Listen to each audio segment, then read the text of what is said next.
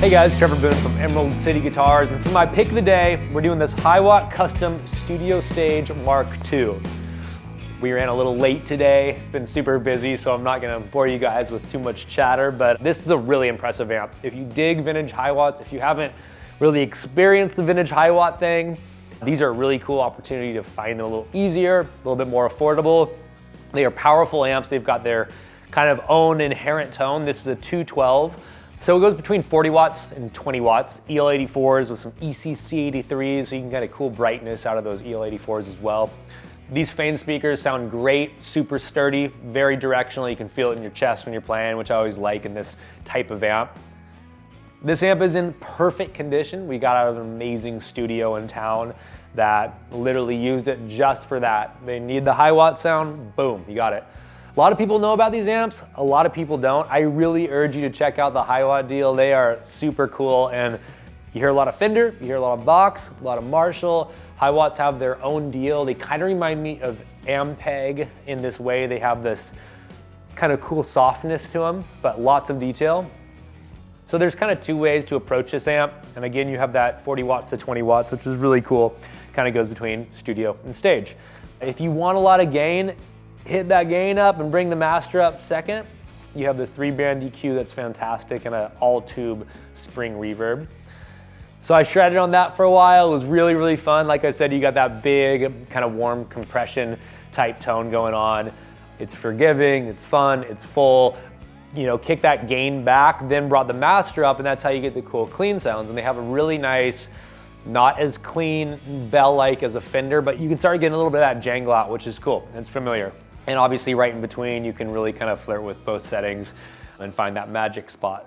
But I'll plug it in, show you guys some of the options. I brought my 1952 Tele down today, so let's plug that in and see how it sounds.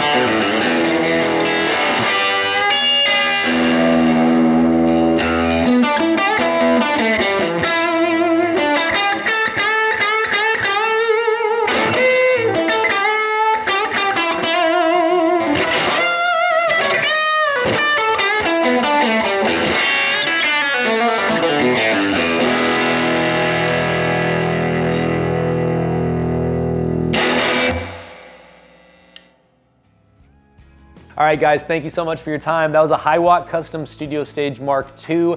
Thank you for watching. Hit subscribe if you dig it. See you next time.